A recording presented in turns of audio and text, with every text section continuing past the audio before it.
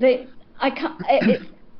There's a very good female liner called Sian Massey, and I tell you, if she'd been on the line, she would have got it right. She's fantastic. She is totally terrific, and I think it was just a mistake by the lino.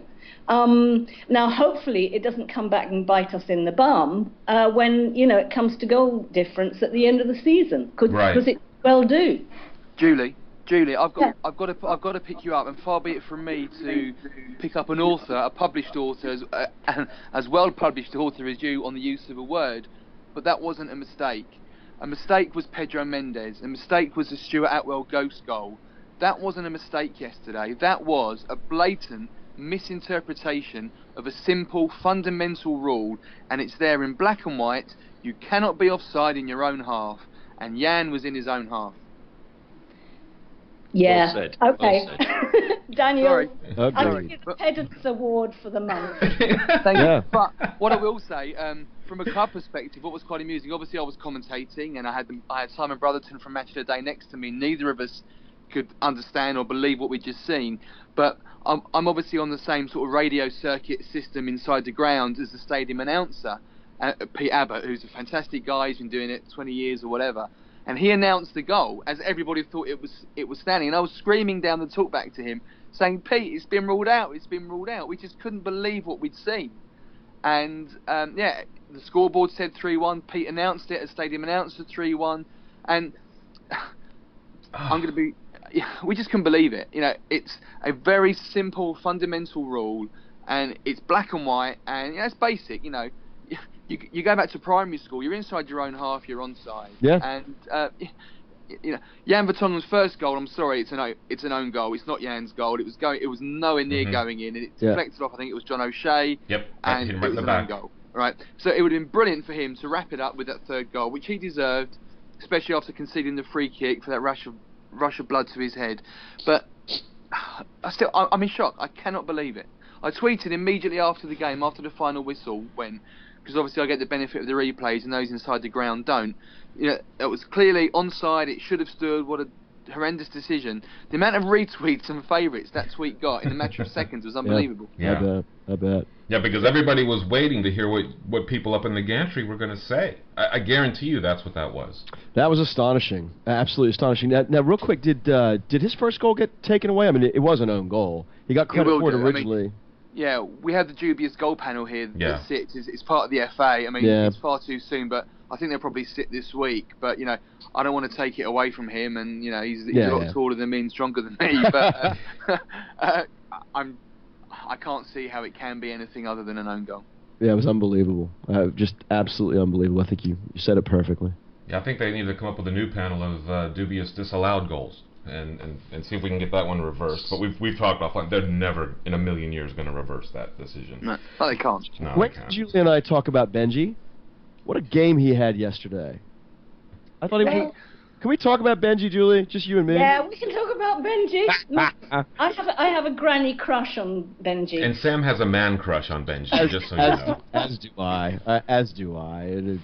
That was his best match yesterday. Best performance of the year, I thought. I thought he and Dembele were brilliant. Well, I certainly thought Benji was brilliant. I mean, I think Dembele did the job, but it was Benji who was really brilliant. And he is the kind of player who actually you don't sort of see because he's not showy. He just gets on with it. He's kind of I'm going to say a rude word. He's really got bollocks, hasn't he? He's just marvellous. Is he going to be the player that we hope was going to be Schneiderlin? Well, he's a different kind of player in a way, but he's got that sort of DM ability. He just gets on with it. He's very, very unshowy and quiet. I mean, it's going to be Ericsson the whole time who gets all the plaudits, but it's actually Stambouli who is back there doing the job that's necessary. God, he's so good looking, isn't he? He just has this French look about him, doesn't he? Well, yeah. Look, I thought that he's always struck me as a very good technical player. He's very intelligent. I mean, I think, look, he's not fleet of foot. He's certainly not the fastest guy out there, and I think he makes up for that with just great positional awareness.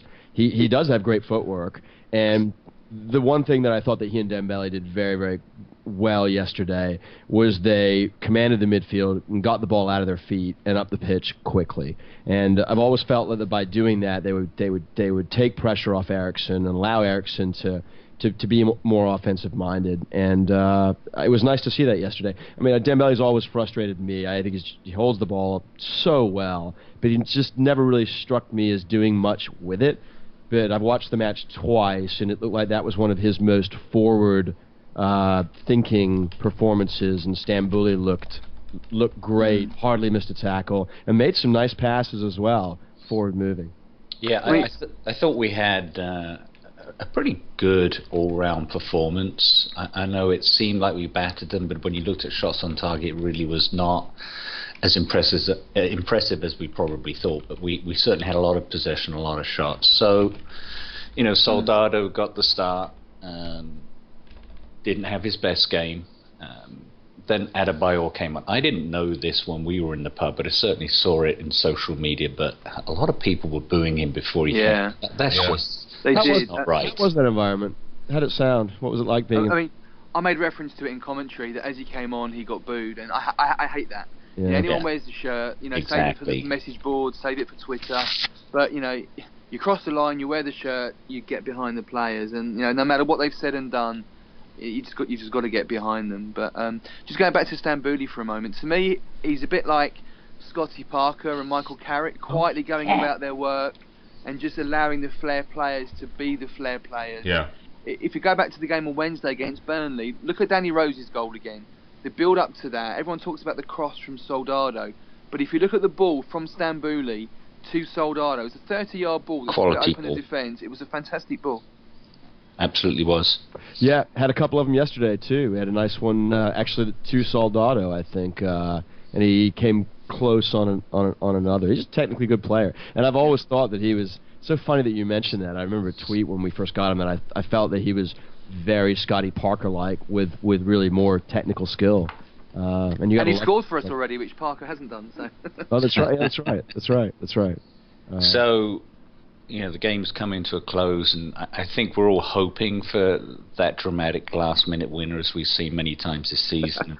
I actually remember kind of looking down, thinking, "No, this is done. We're not going to pull one out in this." And then Andros is motoring out of his own half and goes barreling down the wing. He crosses it, and at first, and again, I even looked at his body language after he crossed.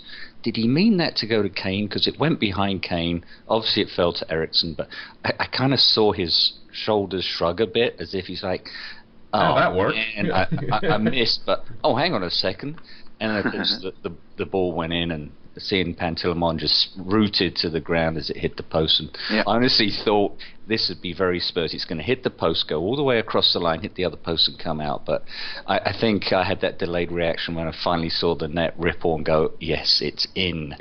And we all went mental, which we always do. So. We always do. As did the commentator. The highlights go online tomorrow morning. So you'll be able to hear what I said. But Nice.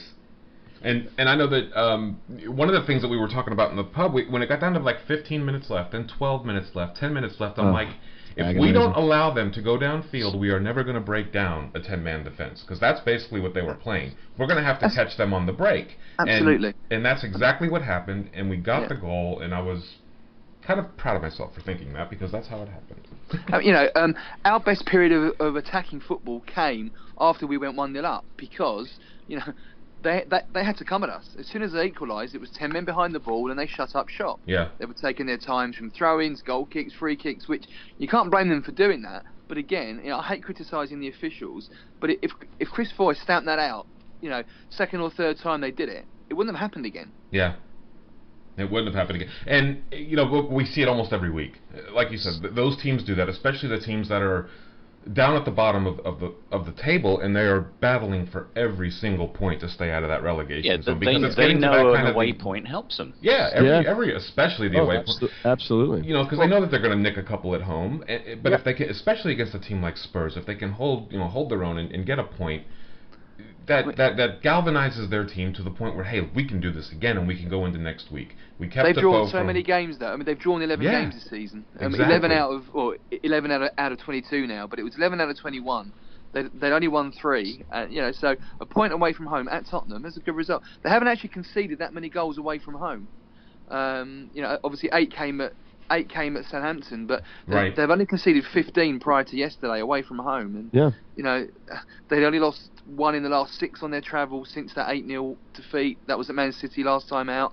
It's, they pack out their midfield and defence. Sorry. Yeah. No, I was just going to say to add to that, they played Chelsea very well as well. Yeah, they did. And Gus Poyet does a very good job of setting his team up. Let's face it, he really does do a good job with what he has to work with. I'm just so relieved that Defoe didn't score. Oh my God! I mean, Twitter was blowing up yesterday with "This is so Spursy." You know what's going to happen. 90th minute, and I'm just so glad that that's a narrative that we don't have to talk about. I'm glad you brought that up, Sam, because we should talk about Defoe a little bit. He clearly was not happy with what was going on at Toronto, and he came back and he was doing some training with the development squad, and next thing we know, he's having a medical with Sunderland, and you never like to make any commentary until you know it's a done deal, and obviously it was a done deal on Friday, and then you're thinking, is he going to come on as a sub, is he going to start, and lo and behold, he starts, and we all know he has scored on every club debut in his career, and except on his second debut at Tottenham, he didn't score in the game against Wigan. Yeah. And that's an impressive statistic. So was it weird seeing him play for another club against us again? I know it happened at Portsmouth for a year, but he's played for so many clubs. I don't think it was weird because he's sort of been and he's come back, hasn't he, Daniel? Yeah. So that wasn't weird at all. And in fact, he did not look match fit. No. And also, moving the subject on to Eric Dyer. Who is only a boy and who looked very stiff and nervous at first, and he'd obviously sort of been told to kind of hang on to Defoe as far as he could, and I thought he just grew into the game. He had a fantastic game. He is so cool, and my theory is that he's actually the new Bobby Moore. Give him a year or two. I pray you're right. Heard it here first. Hey, Julie, to your point there, that goal, Eriksen's goal came from great team defending with Walker and Dyer, and a pass from Dyer up the pitch to Townsend. And one thing that I noted in watching it the second time, there was a couple of spots where he's gaining confidence. To your point, he just looks. He doesn't look like a boy anymore. Remember, he was backing off Walker when there was a situation where there was, Walker might have wanted to cover for him, and he's going to be very, very good. I don't know what the future is with Jan in our team, but he's the future in the back four, I think. He made one bad mistake. But let Graham through. The way he recovered from it was so impressive. He was so cool in his recovery. He didn't sort of get flustered or anything like that. I don't know what the future holds for Jan. Jan is such a marvelous player. Will he stay with us? I so hope he stays with us. But at least there is someone there who is not going to let us down in the future. Yeah. Yeah. He's got a very wise head on young shoulders. He was only 21 on Thursday. It was his birthday on Thursday.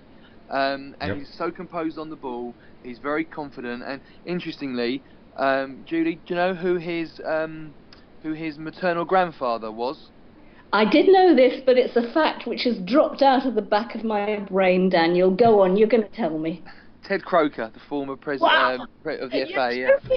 Yeah. He doesn't look a bit like Ted Croker. No, he doesn't, but there you go. Yeah, there you go. And an interesting thing to think about, too, is, we talk about will Jan be here, will Jan not. Dyer's naturally right-footed, and he's been playing a lot of right-back, at least early on in the season. This was, Daniel, correct me if I'm wrong, this was his first EPL action at center-back, his natural position, right? Yeah, as you said, he covered early doors for obviously Cole Walker, who was injured at the start of the season, and yeah, it was great to see him just slot straight in naturally to centre half. It was his first league start since December the 6th against Palace. So yeah, he's not had much football of late. Obviously, he came on Wednesday against Burnley. So it was a commanding performance, and the future's bright for him. I think it was his 7th